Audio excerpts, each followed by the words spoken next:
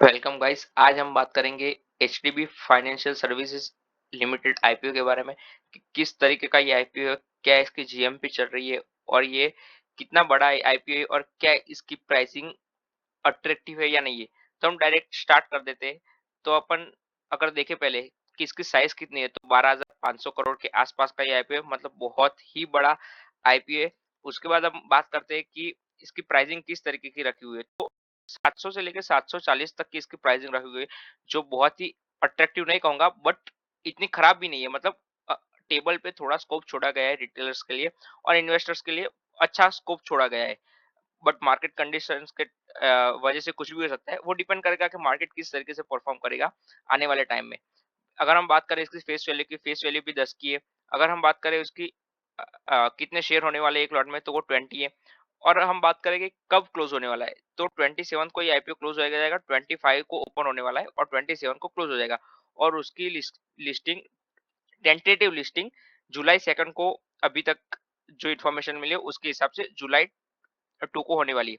अभी अपन डायरेक्ट बात कर लेते हैं कितना रिजर्व रखा गया है, कौन से कैटेगरी के लिए कितना रिजर्व रखा गया है। तो अगर हम बात करें क्यूआईबीज के लिए, एब्सोल्यूट टर्म में बात करेंगे हम, तो क्यूआईबीज के लिए रखा गया है 45%, करीब करीब 45% रिजर्व रखा गया है, जो होता है 5,615 सीआर, इतना होता है। फिर अगर हम बात करें एचएनआई कैटेगरी, एचएनआई कैटेगरी में जनरली 15 होता है, पता नहीं इस बार 13.48 क्यों रखा गया है, वो उन पे डिपेंड करता है। बट ये 13.48 रखा गया है, ठीक है। और इसकी एब्सोल्यूट वैल्यू होगी 1685 सीआर।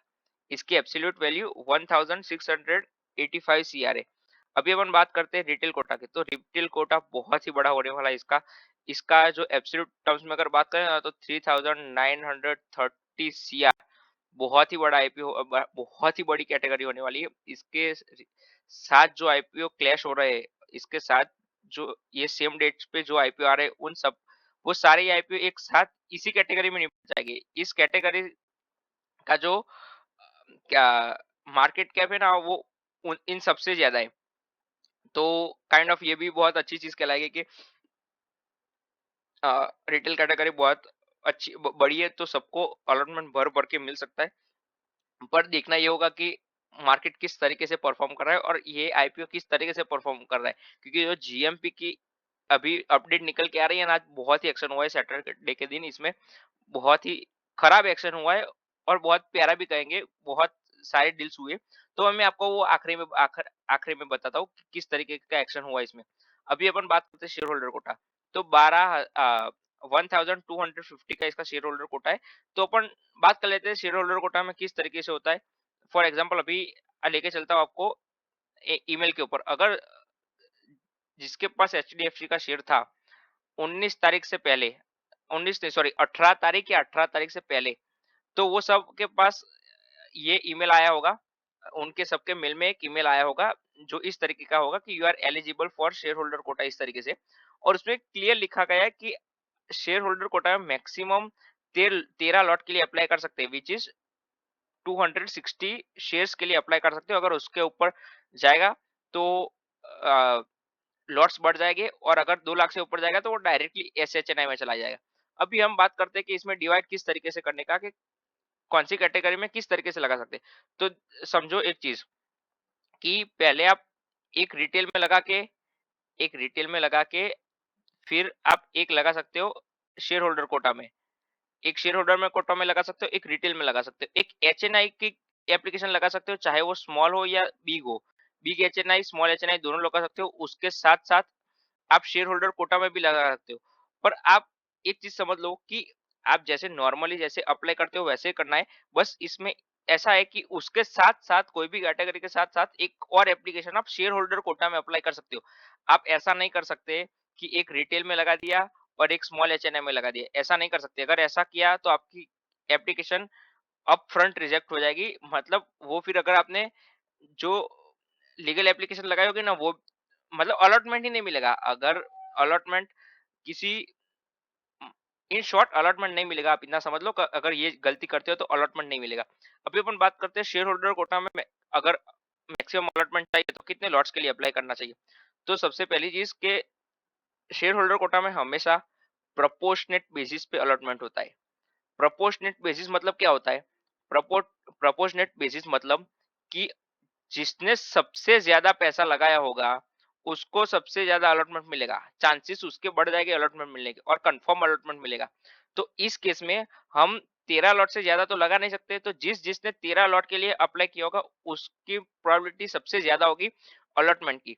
फॉर एग्जाम्पल, अगर 5 लाख एप्लीकेशन रिजर्व रखी गई हो शेयर होल्डर कोटा के लिए, और 5 लाख एप्लीकेशन ऐसी लगती है जिन्होंने 13 लॉट के लिए अप्लाई किया है, और फिर बहुत सारे लोगों ने 12 के लिए किया है, कुछ लोगों ने 10 के लिए किया है, कुछ लोगों ने 1 के लिए किया है। तो जो 5 लाख एप्लीकेशन रिजर्व रखी गई है वो इनको ही दे दी जाएंगी। जिन जिन लोगों ने 13 लॉट के लिए अप्लाई किया होगा ना, उनको अप फ्रंट मिल जाएगी एक एप्लीकेशन, और बाकी किसी को कुछ भी नहीं मिलेगा। तो इस तरीके से होता है। और अगर फॉर एग्जाम्पल इस तरीके से सोचो कि 5 लाख रिजर्व रखी गई है, और 4 लाख ऐसे हैं जिन लोगों ने तेरह तेरह एप्लीकेशन के लिए अप्लाई किया है। तो चार 4 लाख एप्लीकेशन तो एक लॉट तो 13 वालों को मिल जाएगा। 4 लाख लोग जो हो गए ना, उनको तो एक एक लॉट मिल जाएगा। अभी बचा 1 लाख। तो 1 लाख में किसे मिलेगा? तो वो फिर जो 12 लॉट हो गए ना उनको मिलेगा, और अगर वो कंप्लीट हो जाता है तो उसके बाद 11 लॉट पे जाएगा, उसके बाद 10 लॉट पे जाएगा। तो कैटेगरी इस तरीके से फुल होती हुई नीचे 13, 12, 11, 10, अगर बच जाता है तो फिर नीचे वाले जिन जिन लोगों ने 1-2 के लिए अप्लाई किया है तो उनको इस तरीके से मिल सकता है, पर वो बहुत चांसेस बढ़ जाएंगे। अ, अगर आप 13 लॉट के लिए अप्लाई करते हो, अगर 1-2 लॉट के लिए अप्लाई करते हो तो फिर चांसेस कम हो जाएंगे। अभी अपन बात करते हैं जीएमपी की। तो इसकी जीएमपी करीब-करीब 135 से रिजेक्शन फेस करके नीचे आई थी। अ, जैसे ही आईपीओ मार्केट में हिट हुआ, एक्शन भी आया था। फॉर एग्जांपल ये जो बता रहा हूँ वो आईपीओ की न्यूज़ आने से पहले की बात है। तो 35 तक जाके वो आई थी 85 तक, 85 के बीच में घूम रही थी, और जैसे ही न्यूज़ आए वो बढ़ने लगी और वो 100 तक गई। अगर हम मैं आज की बात करूँ, तो आज इसमें हर एक लेवल पे सेलिंग आई है, हर एक लेवल पे। 100 से इसकी सुबह मॉर्निंग से खुल के सेलिंग आई थी। तो डायरेक्ट वो हर एक लेवल पे 95, 90, 90, 85 हर एक लेवल पे। तो सेलिंग का प्रेशर इतना ज्यादा था कि वो आखिर में आके सबसे लेटेस्ट न्यूज आए थे मेरे पास कि 45%, सॉरी मतलब 45 पे बहुत सारे बायर्स बैठे। अगर ये लेवल बहुत इंपॉर्टेंट हो जाएगा समझ लो। एक बार 45 का लेवल टूट गया नीचे की ओर, क्योंकि बहुत सारा माल एब्जॉर्ब हो रहा है पूरे दिन में। ये एक पहली प्राइस थी जिसमें 4-5 घंटे से एक ही प्राइस पे मतलब माल एब्जॉर्ब हो रहा था। बहुत पहले से न्यूज़ आ गई थी, और इसी प्राइस पे बहुत सारी बाइंग सेलिंग हो रही थी।